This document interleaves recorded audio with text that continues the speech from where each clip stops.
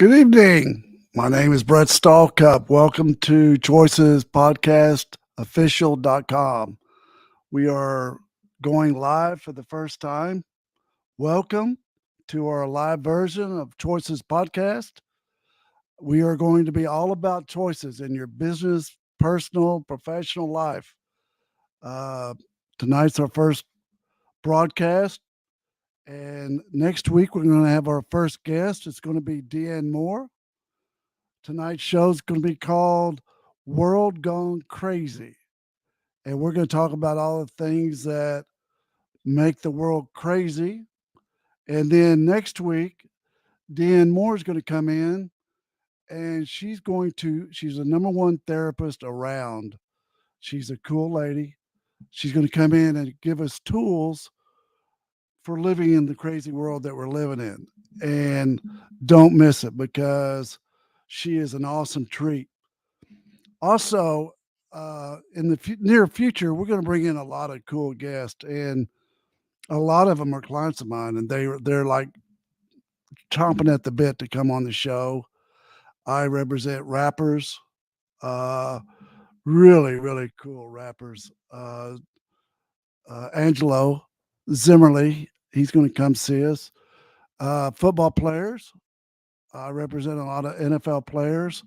They're going to come on the show and tell you what it's like and the choices they made to get to the NFL.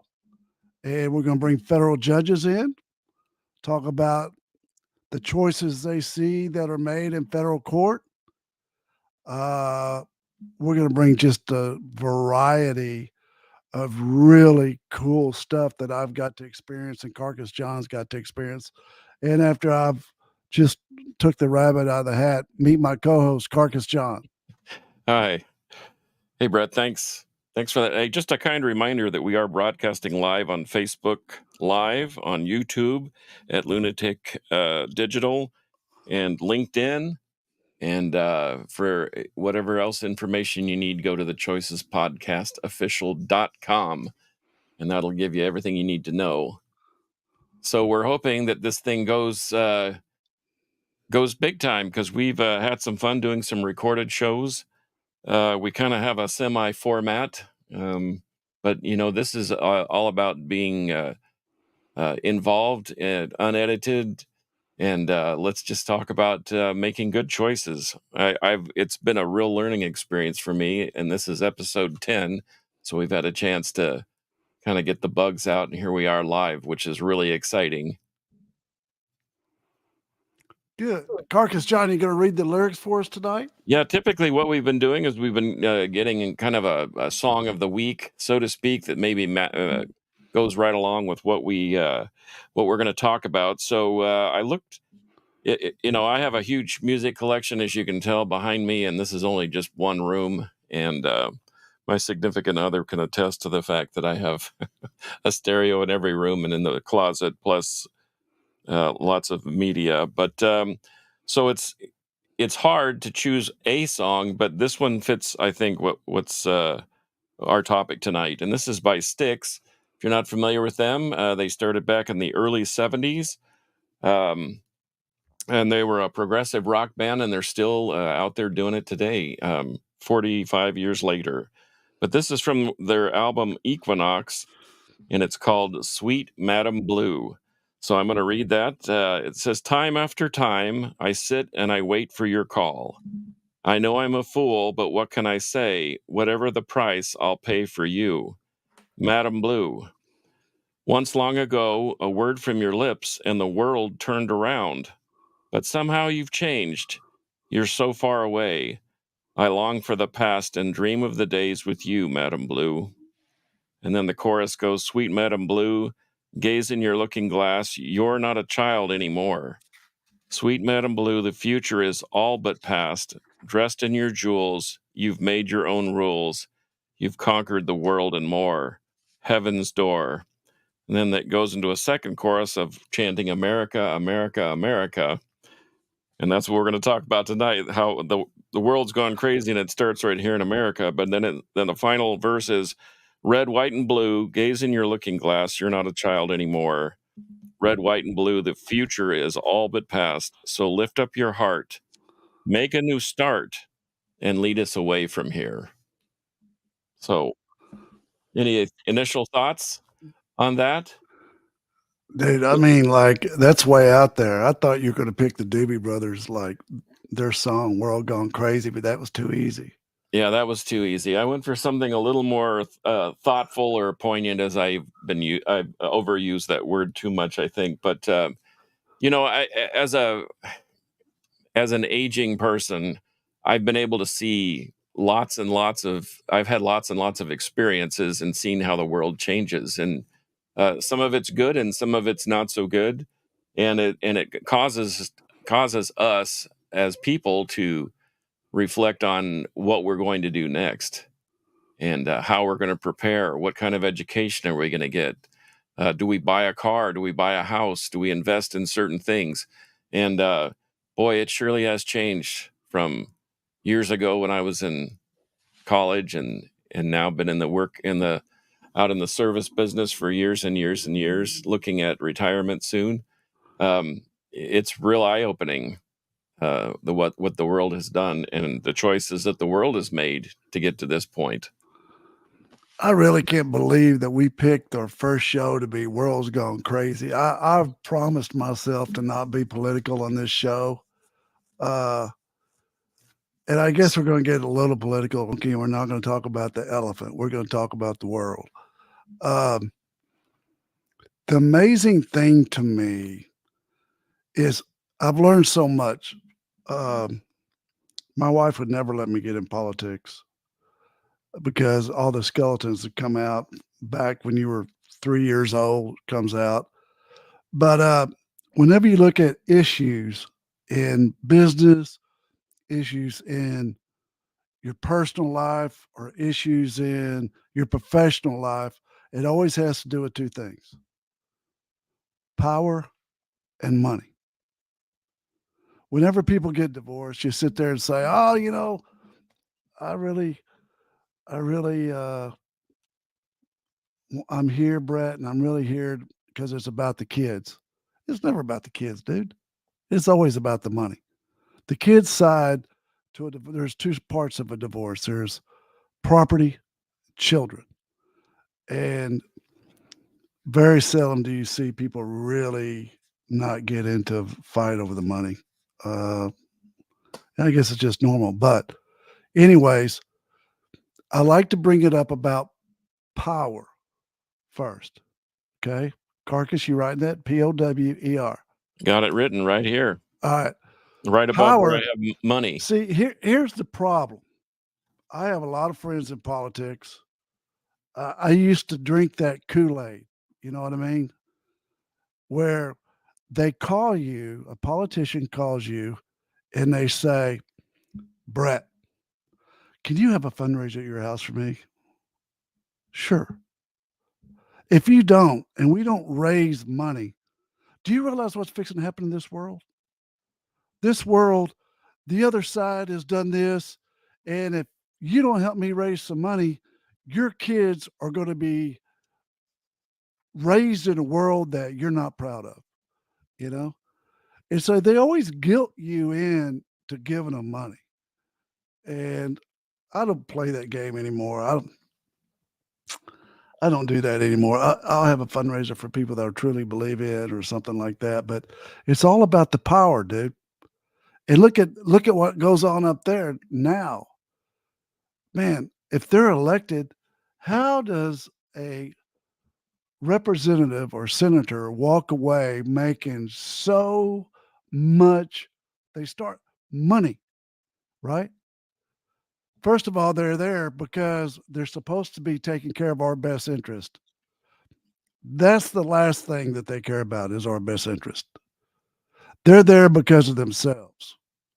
It's like this congressman. I don't want to use his name, but he's retiring.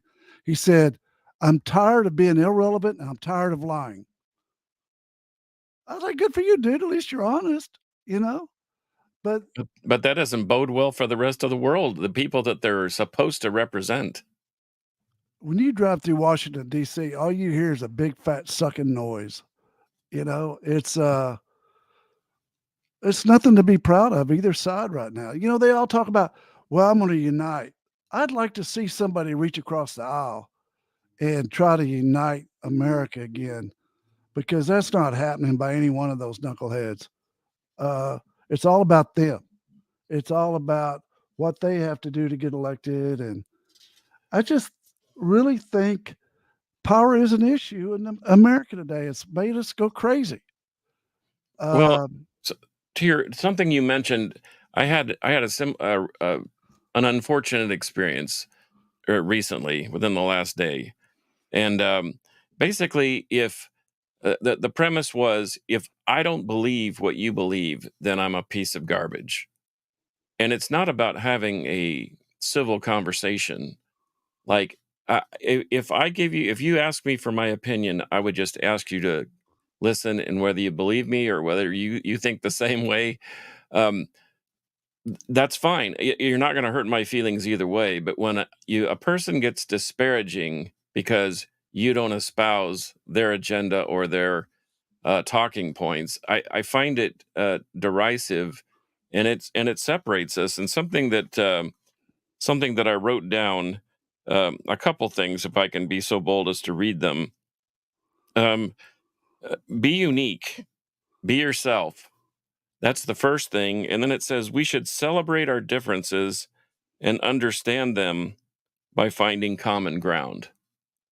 Now, what does that mean? What does that mean? That Yeah, means I try to understand where you're coming from, but doggone it, you better give me the same courtesy. yeah.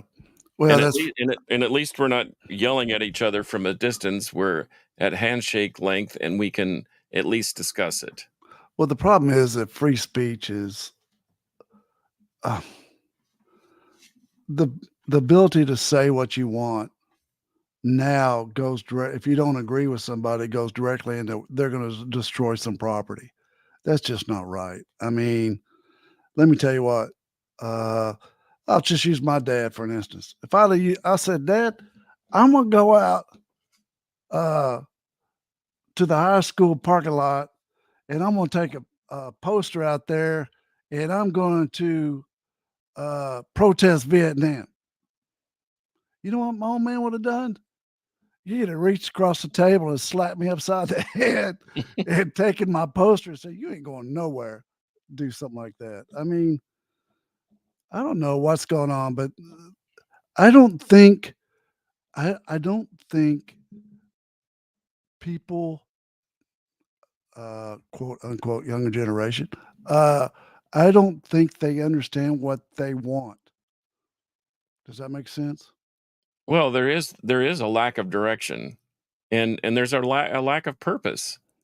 I mean, people are not taught to rely on their own choices and their own efforts.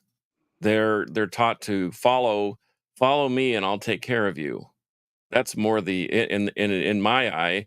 That's what I've seen, and fortunately, um, I, I mean, I see young people wanting to be taken care of, not wanting to excel and even fail. My daughter, my daughter, she's a fitness queen. She does her thing. She will be the first to tell you that you don't um, you don't get better. The strength is garnered by resistance. And whether you do that full rep or not, you're learning something there and you figure out how to push through it. But that's not what's taught anymore. That is something that has to be learned from somebody who did it before. But I think, if I can be so bold as to just sweep a generalization over the current situation here in the world, is that people don't want to work. They want to be taken care of. And they want to be given the opportunity to think however they want, but some of those choices that they're making they're not going to extend their life experience, if that makes any sense. Yeah, it does. And the other thing to that is the choices were not made by the kids alone, especially during the pandemic, when it was the 6 foot rule and all that stuff about You can't go to school. Well, do you realize what separation that causes from the kids that didn't go to school and they didn't go online? Most of them couldn't afford a computer to go online with, but the separation that has caused between the kids with other kids that went to school and didn't miss a day. They graduated high school and going to college. Uh, I hold our government accountable for that. I think bad choices were made on their end. Everybody was scared, and the pandemic was obviously horrible. But it's created a huge gap in knowledge is power, dude. If you're learning, you're getting smarter, and if you're getting smarter, you're going to advance. Well, a lot of kids had that right taken away from them, that gift of knowledge taken away from them, uh, and that's sad. That's on us. Um, that's on us. Well, and I'm not even sure the curriculum is I mean, the curriculum is not the same. Back when and here we're gonna sound like a couple of old men, but, back in our day, there was reading, writing, and arithmetic, and if you had time for lunch and PE, that was great. But, but we learned principles and phonics and definitions of things and foreign languages, and I'm not sure that's what's been taught anymore. It's we don't want to offend, we don't want to have any stragglers. Well, in high school, there are always kids that were at different levels. I mean, not everybody played on a football team, not everybody was in band, not I mean, everybody has individual talents and abilities, but and you enhance those, but it's almost seemingly like they want everybody to be the same. um, Another thing that I noticed too was that there is no forgiveness for our choices from the past. It's like if you made a mistake, to your point when you were talking about running for, why Sanka won't let you run for office. I totally agree. I wouldn't want to put my life out there for the whole world to see, because despite the fact that I've come to terms with the things that I've done wrong, the world won't give me for that same kind of forgiveness that maybe my parents or my peers or my friends would give me, um, or even a higher power if you want to go all the way up to the top. And so we judge people constantly on what they've done wrong in the past, and even if it was just someone that had nothing to do with them. Yeah, well, that's easy because that's now all about the win. The way that we are being taught to win right now is to run over the other person with a bus. And the more you can run over that person, the better chances that you have of winning. I mean, that's what's going on. That's the power part. Do we acknowledge that that's a huge problem in the world right now? It's a huge problem because there are only, in my eye, and this is what I see, and people are welcome to engage us with comments, and I would hope that you're welcome to ask questions, and even if it's after the fact when you listen to this tomorrow or the next day, we will go back and look at the comments. But um, we we have to. It looks like a small core of people that want all the power, and it's almost like they need victims in order to succeed. And if you look, it's very odd the way it used to be, the perception of the way things used to be, where big corporations were bad, and yet big corporations have all the power now. Yeah. I mean, look who has the power. You can name three people right off the top of your head, and they have all the power. Amazon. Oh, no, no, no. We're never going to get to Amazon. We can't get past insurance companies. Well, and Insurance I had a companies. bad experience with them this week Well, too. I hope that the people will gather and do something about insurance companies because tort reform is all about, hey, insurance companies complaining about the judgments they were paying, right? And they Well, how said, many people okay, are we're going paying to their do. premium? I know, but they said, look, tort reform, our premiums are going to get lower. It's all the lawyers' fault. Well, we found that out. That wasn't true. So then Obamacare came. We're going to make your premiums go down. Insurance companies are chomping at the bit. They're driving around in New York, they're honking their car and, and raising their flags, going, "You guys go." They are killing it, dude. They're killing it. And they're the best hidden group of elitists known to mankind. Well, I'll be honest with you. I had a little fender bender. I actually ran into a person who was a professional accident person, but we'll leave those details out of the way. But what I learned from a place where I rented my car was I was thinking, oh man, my insurance is going to go up because it was deemed my fault, and he said, this is what they do. It has no rhyme or reason. By law, they can't raise your rate just because you were in an accident and you filed a claim. But what they do is they look at your zip code and they say, well, where our claims are up 35% there. So guess what? Everybody's rate does. It goes up. Everybody in that zip code. And how do they get away with that, Brett? They've been That doing it you for a talk long about time. what the world's going crazy. So I've gone from paying about $120 a month for my car to now it's going to be over $400. One Yeah. accident in 25 years. It's not going to get better. It's I, not. I unfortunately I have to believe you're right. So, Carcass, we talked about power and how the government should have our best interest in place, and they don't, right? That's an issue. That's an issue. Especially the further you go from Washington, D.C., like down here in Texas, the least they care about us. That's just the way it is. But let's go to the money issue. I want to read some statistics. You got it? Okay, let's You do it. ready? Yep, All right. I'm ready to write too. 80% of working age Americans agree the nation faces a retirement crisis. 60% of Americans say they can't afford to retire. Now, here's the real numbers.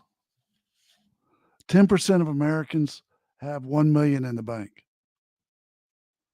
26% of Americans have 100,000 in the bank. That's a problem. It's Because what do pressure, you do? huh?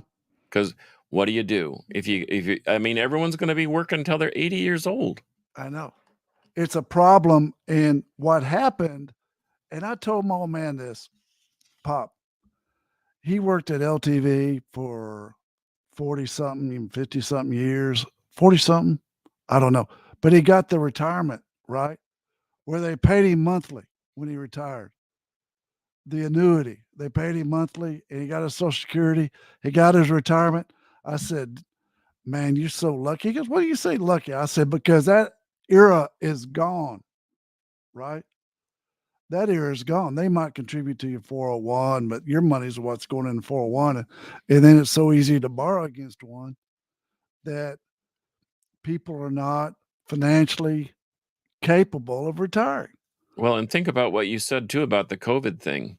How many people got their 401s just completely wiped out Yeah. by COVID? Yeah. They did. Yeah. And so with inflation where it is and the interest rates where it is, it puts a lot of pressure on families. It puts pressures on individuals. It puts pressure on marriages. It puts pressure on families.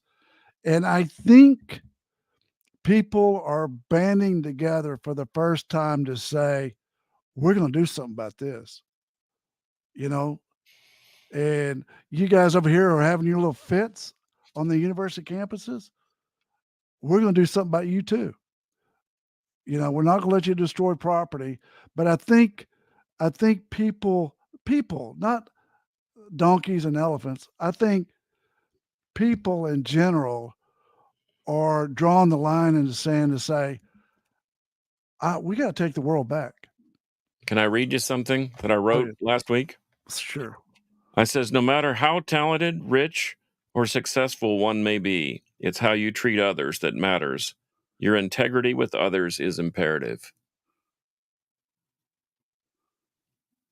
So it's not about donkeys, and it's not about politics, and it's not about elephants or lions or bears or oh my. It's about how we treat people. And you can Carcass. disagree with me all day No, long. no, Carcass. I like that because the next part, what we got to talk about is, okay, Brett, you say there's a problem with power, and we know that there's a problem with the government. We know they don't care about us the way they should, and we know that our financial position is an issue, and that we got to do something about it as husband and wife. And so, what are we going to do as individuals? What are we going to do? That's the next part. That's the answer.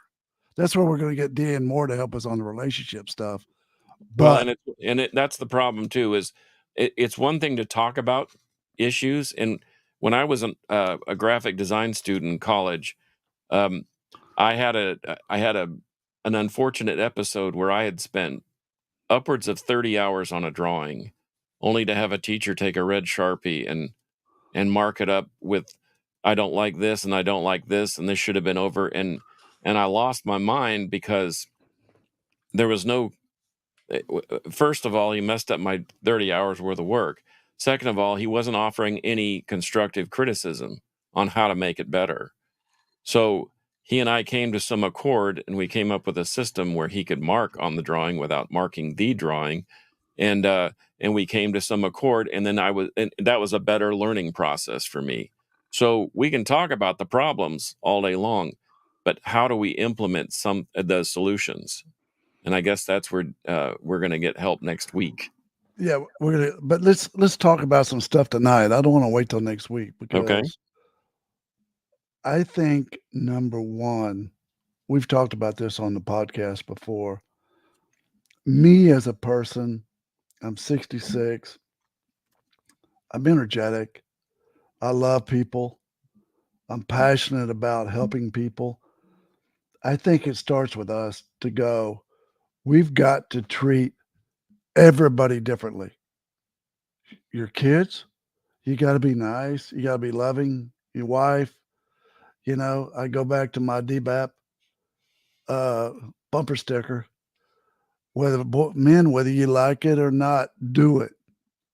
And don't moan. Don't be telling your wife, "Well, I've been at work all day." Well, she has too. Do it. If your kid needs to be picked up at DFW at 11 o'clock at night, 12 o'clock at night, get her. Anyways, but I also think it starts with treating people with kindness, loving on people that aren't used to being loved on that you see. You know, I think it starts with, I know it might sound a little goofy for old country boy here to say, oh, you need to love on people. I'm serious. You got to love people. I like to tell people, man, I like that dress you have on today, ma'am. You look really nice. Or young men that are dressed appropriately, I like to tell them, God, you look sharp in that suit, you know? Or I don't know, the lady at the checkout counter, tell her, hey, I hope you have a great day, you Well, know? we've disparaged society is not we. I surely haven't has disparaged the compliment. I went to hold a door open for someone the other day, and she was not going in the door. And she turned to me and she says, "I don't need you to open that door for me." And I said, "I know, but I did it anyway." I always tell somebody like that, mama's always watching me. They start laughing. Whether she's alive or dead, she's always watching, lady. And So look I'm at gonna that. sit There's here with that door our open. first comment, and I think that's an appropriate word. It is benevolence. I love that. What's that mean to you, Carcass? What does that mean to me? Well, I know the source because she's about to be my queen, and Oh, I know what that means. It means that you, despite your differences, you treat them with kindness. And what's my adage? What have I been throwing around? You throw kindness around like confetti. And I think that we lose track of the fact that we're all human beings. Doesn't matter what color our hair is. Doesn't matter what color our skin is. What we drive. What our social status is. We're all humans. We all bleed red, and we're all living, breathing entities, and we should treat each other with respect. And the fact of the matter is that is something that's not taught either. Because respect doesn't mean one-upsmanship. That respect doesn't mean dominance. Respect means I understand from whence you came, and if as long as you do that same thing with me, we can shake hands and be friends. We can agree to disagree and still have a friendly relationship. Carcass, I think we got to be nice and kind uh, to our police officers and firemen. Listen, If someone's breaking into your house, and whether you like the cops or not, guess who you're calling? yeah, So you know what? There are good and bad people in all walks of life. Policemen, firemen, doctors, whatever. But you know what? There's bad businessmen. There's bad owners of a 7-Eleven. I mean, if we're going to sit around and worry about who's good and who's bad and then lump them all into the same category, we are going to be spinning our wheels for a long, long time. Carcass, they do their job to help people. I mean, whenever you see like a catastrophe on TV, everyone's running away from it. Not Popo. Popo's running to it, man. And you watch them. They're trying to help people. And for us to even try to defund the police, that is the silliest thing I've ever heard in my life. We can't. How can we defund somebody when we can't even respect each other enough to not tear each other's property up? You know.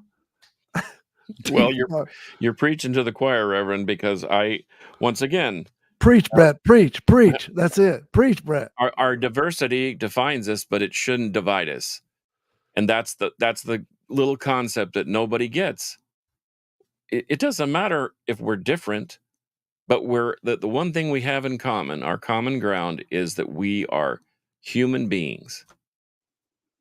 And that's the point. That's the point where we should start. Don't judge a book by its cover. Trust me, I've had the same thing happen to me.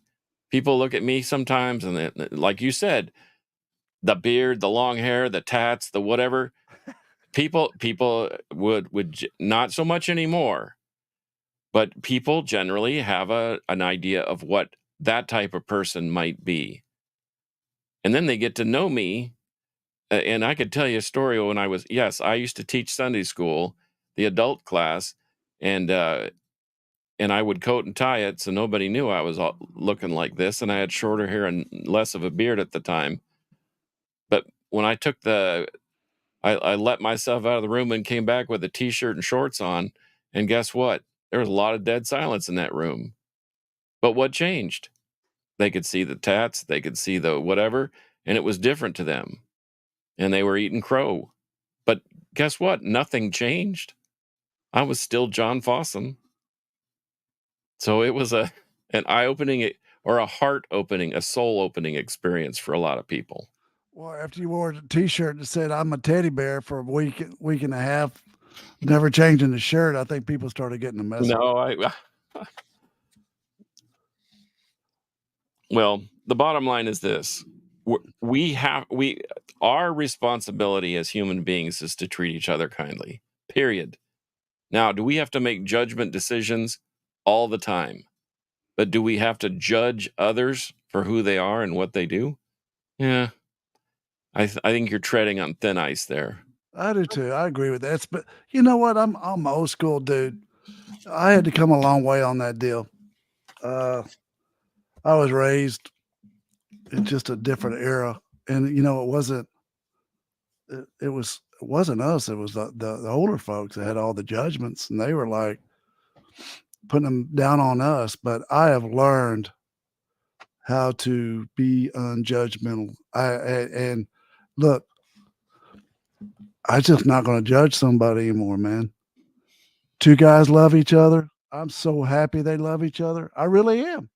If two women love each other, I am genuinely happy for them. It's taken a lot for me to come that far.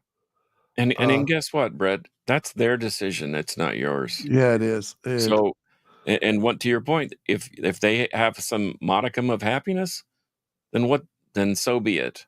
Does it mean it doesn't mean that we have to condone it in our own lives, but you know what? We have to accept it because it's their decision. It is their decision. I'm not gonna go tear their house up. No, I'm not gonna defund their house. I'm not gonna defund their house or tear it up or paint something stupid on it, you know? I'm gonna listen to them. Okay, that's the second thing we can start doing besides loving one another, and that's listen to one another. Well, I can Effectively. and Effective listening. and I will tell you right now that I have a wonderful learning opportunity right now with a family that just about ready to we're getting excited because August is right around the corner. But I know that my views are juxtaposed to some of the views of Steph's children. However, we have come to an accord by not being all the way at the one end of the pasture while the other one is at the other end of the pasture and we're screaming at each other. I've invited them to come to the fence and talk to me and be honest with me and explain things to me because I don't know how they got to that point. And it's not up to me to try and decide how I got to that point, how they got to that point. And it's been very informative and I think it's helped us grow closer. And I look at them as wonderful people. I don't look at them as anything else. There's no other strings attached to that. But it's taken both sides to look at it. In fact, this idea of verbal currency really struck me Ooh. because some of it people are investing in verbal currency, but they're investing in something that has no value, no substance, and it's disparaging, and it's angry, and it's like a temper tantrum. And but on the other side of that, some of verbal currency is, to your point, hey, you look nice today. Yeah. Hey, I really appreciate all that extra effort you did on that case. So there's two sides of that. And what are we investing in? Are we trying to stand on somebody's throat because somebody we don't like got convicted of a felony, or are we sympathetic to the fact that maybe that person was somebody that the other person admired? You know what I mean? So Yeah. Words matter. words do matter, but And words are a form of abuse, not sure. not used appropriately. Yeah. Well, and once again, I remember having a conversation, and I'm going to just draw on my own perspective, and if people have listened to our podcast up to this point, they know that I talk a lot about my family and my friends and the things I like to do. But uh, I remember dating early on with Steph, and somehow she felt like she needed to get her past out on the table. Like, there may be some things I should tell you. And I told her, I said, I don't need to know anything of your past because is it a problem now? The answer was no. Is it going to be a problem moving forward? The answer was no. Well, then guess what? We don't have a problem. I can't change the past. It's perfect. But we had that discussion. Yes, sir. We're getting to the end of the show. So I hear what you're saying, and I agree with you 110%. As a matter of fact, I was talking to my friend Gary Farina about it this morning, Farina's Restaurants. He and I were talking about how you have to keep moving forward, and you can't look back. You got to move forward, and moving forward is holding yourself accountable to what you're leaving in the back. You know what I mean? I play the nice guy. I hate it for people to be disappointed with me. But for me to move forward, I got to take that nice guy stuff and throw it out in the water because I'm in this boat and I'm going to keep it moving forward. Being kind, being friendly at the same time, putting good around me. Does that make sense? That makes total sense. It's like what you're saying about Steph. You were telling her, I'm going to move forward with you in this relationship. we're not going back. We're moving forward. No, and it's and so far so good. It's worked out, and So, we've both improved each other's lives. so honey, take this oar and row. I have no doubt that she'll be right there with me. Oh, dude, I know. Shoot, I tell you, I've been in that boat when it's sinking and everyone's bailing in that bale of water in that boat, man. Everybody. My wife's bailing, I'm bailing. But you And know what? sometimes that's what it takes. It takes Sometimes that's what it takes. but ultimately you're working together and you working for a common end. Yes, that's true. So, all right, we always like to conclude our show. So next week, before I read our quote of the day, I would like for everyone to sign in with us next Tuesday at 7 for a live show with our guest, Deanne Moore, numero uno therapist. She's going to give us tools on how to live in this crazy world. And our quote of the day is by Franklin D. Roosevelt himself. The only thing we have to fear is fear itself. Amen. Yeah. Y'all have a great week. We love you guys, and thanks for joining. All right. Thank you. Bye-bye. Take care, Brett. Bye, babe.